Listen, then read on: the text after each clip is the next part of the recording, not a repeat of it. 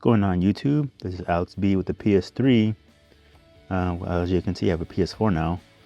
But if you have a PS4 Slim, stay tuned for the top 3 accessories that you're going to need for it, plus a few honorable mentions. So stay tuned.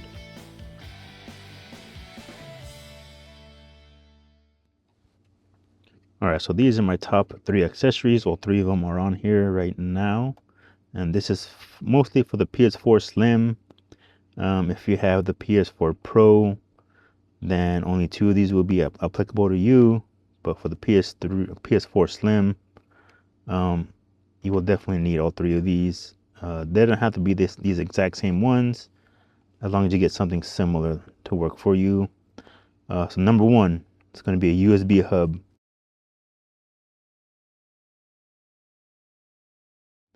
But not just any USB hub. Make sure that they are all USB 3 and it has its own power supply. This power supply is going to help you charge up everything faster, and you won't be putting too much strain on the actual PS4 USB hub. It also makes it a lot more accessible to you. Now I have 4 USB hubs, and I can turn them on and off as I please.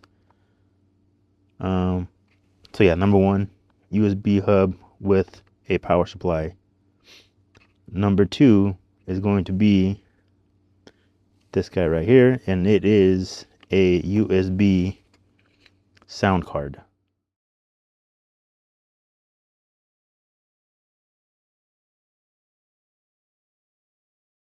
Anybody who has a PS4 Slim will automatically notice that it no longer has the optical output the way the PS3 does.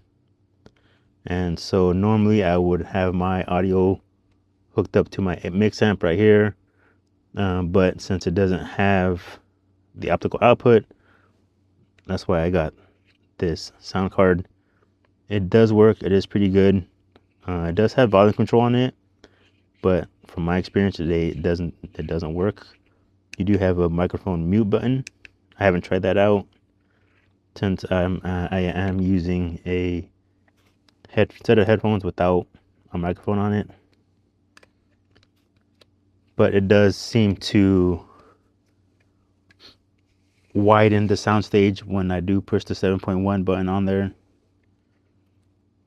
So I do, if you do have a PS4 Slim and you want to hook up your headphones to something other than your controller and to have really good audio, this is going to be your best bet.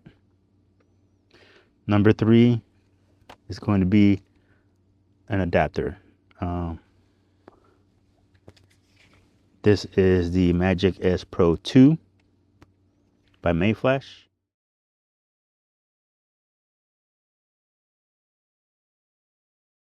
Make sure you get the Magi-S Pro 2 and not the NS version. The NS2 version is for the PlayStation 3, and this one specifically is for the PlayStation 4. With this, you can use aftermarket controllers that are not meant for the PlayStation, like the Ace Gamer Aurora, or my personal favorite, the Bayton KP70. That adapter allows me to use this controller, and this is one of my favorite controllers to use of all time.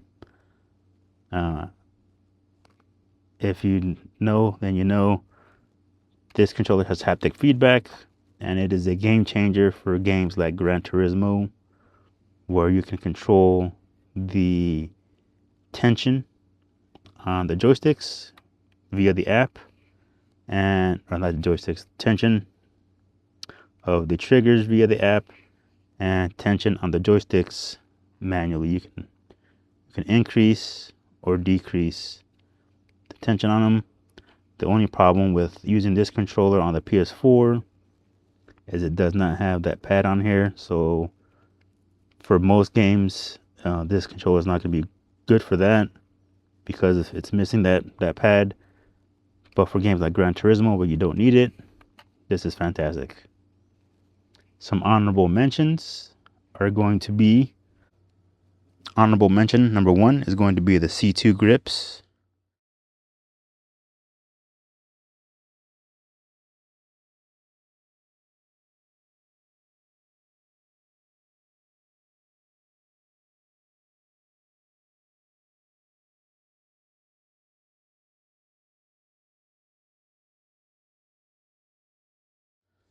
for the PS4 controllers.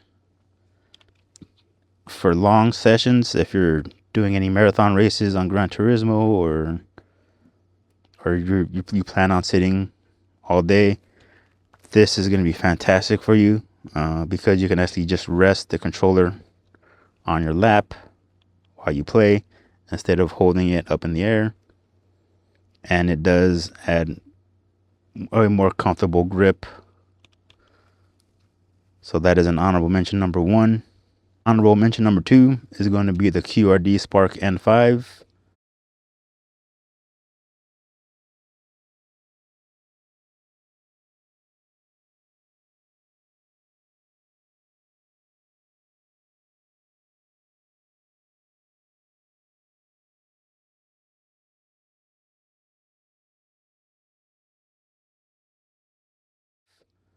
I do recommend this one for the PS4 and not so much for the PS3. Simply because on the PS3, for some reason, on Gran Turismo, it developed a bit of a dead zone when turning left. Ever since I use it on the PS4, it no longer has that dead zone for some reason. It's only on the PS3. But for the PS4, this is a fantastic controller. It is probably my favorite controller to use for games that require the pad. For everything else, I like using the Beitong KP70, but for most games, this is probably one of the most comfortable controllers that I have. My only gripe about the QRD Spark N5 is a short battery life. I don't know, it's because if it's the LEDs or it's the combination of the LEDs and the Hall effect joysticks and the Hall effect triggers. I know that the Hall effect uses up more power than the regular ones and more power than the TMR joysticks that the Ace Gamer or the Beitong has. But I digress. Right, the next honorable mention is going to be Control Freak's joystick extensions and just the regular joystick grips. These are fantastic for adding grip onto the joysticks. The regular joysticks are actually they're okay. They're pretty solid, but they're a little too firm for me. I like having a little bit of cushion on there, so that's why I recommend the joystick covers. If you guys have any questions or concerns, please leave them down below.